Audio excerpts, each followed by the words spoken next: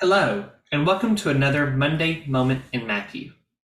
I'm Caleb Bray with the Rock Church of Christ, and this week we're moving into looking at Jesus interacting specifically with individuals and showing his power. This week we're looking at Matthew chapter 8, verses 5 through 13, one of my favorite stories in the Gospel of Matthew. Read along with us. When he had entered Capernaum, a centurion came forward to him, appealing to him, "Lord, my servant is lying paralyzed at home, suffering terribly." And he said to him, "I will come and heal him." But the centurion replied, "Lord, I am not worthy to have you come under my roof, but only say the word, and my servant will be healed. For I too am a man under authority, with soldiers under me.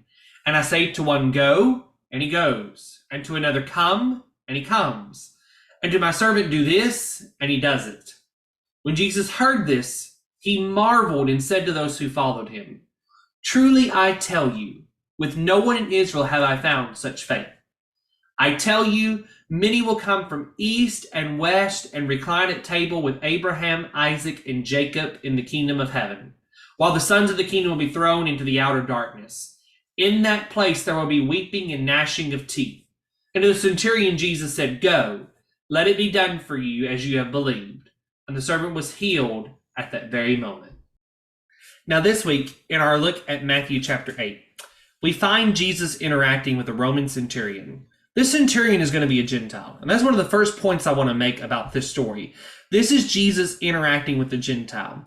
It's very interesting to me that Matthew, who is writing to a group of Jews, chooses a story about a centurion as the first really public interaction between he and an individual.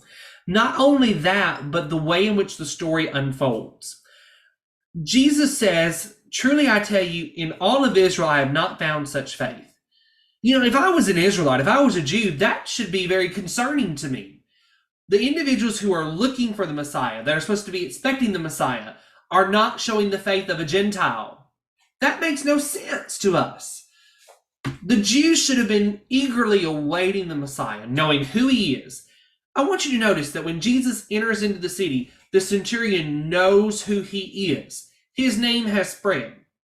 Going all the way back to Matthew chapter 4, which has been several weeks ago now, when Jesus' ministry was starting, we learned that these crowds were gathering from all these different places. In chapters 5, 6, and 7, he's speaking to the crowds on this, what we call the Sermon on the Mount.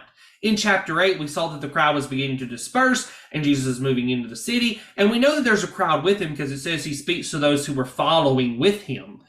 But there is an indication of a recognition of who Jesus is by Gentiles. And the amount of faith that this centurion shows is outstanding. Notice what he says, "I too am a man under authority." How is it that a centurion, a Gentile at that, catches what so many of the Jews could not? They question his authority at different times. They question where his message comes from. They ask, would he cast out demons in just a few pages of your Bible from right now? They're going to say, is he doing this by Beelzebub? They don't understand his power. They don't understand his authority.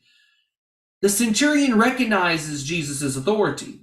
He recognizes that Jesus is a man who is both under authority, the Father, and over authority with those under him.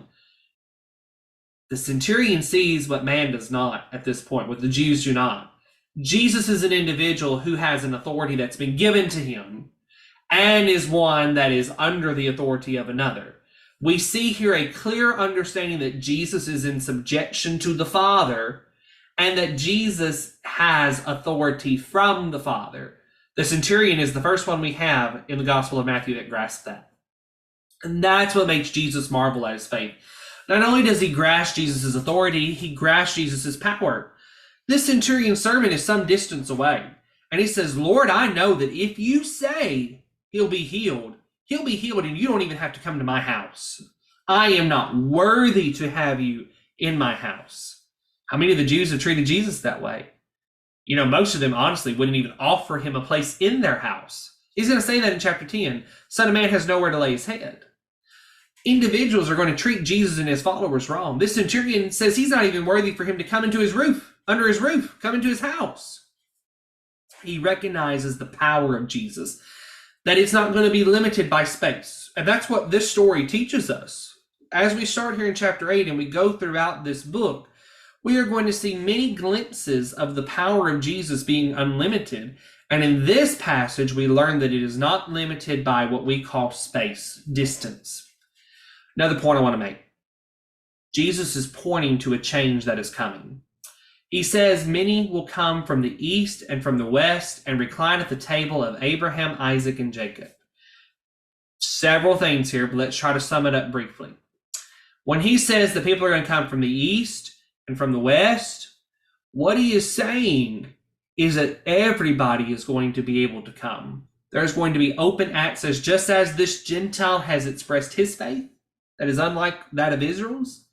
There are going to be others that are going to have a place in this new kingdom. And they're going to come to the table. They're going to have a place. That's the idea here, is they have a place. They have a spot. There is room for them. And it's the table of Abraham, Isaac, and Jacob, the forefathers of the Jewish nation.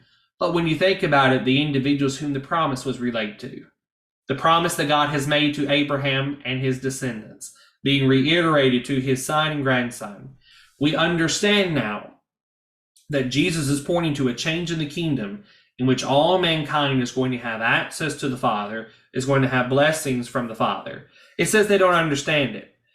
One of the other parts is, it says that the sons of the kingdom are going to be cast out into the darkness. That's going to be the Jews that do not respond and do not honor God and do not show proper reverence to him and understand the authority and power that Jesus has. The centurion has exhibited all the very things that individuals today can do without having to be of the lineage of the tribes of Israel. There's so much in this story I could continue going on. It is so rich with information.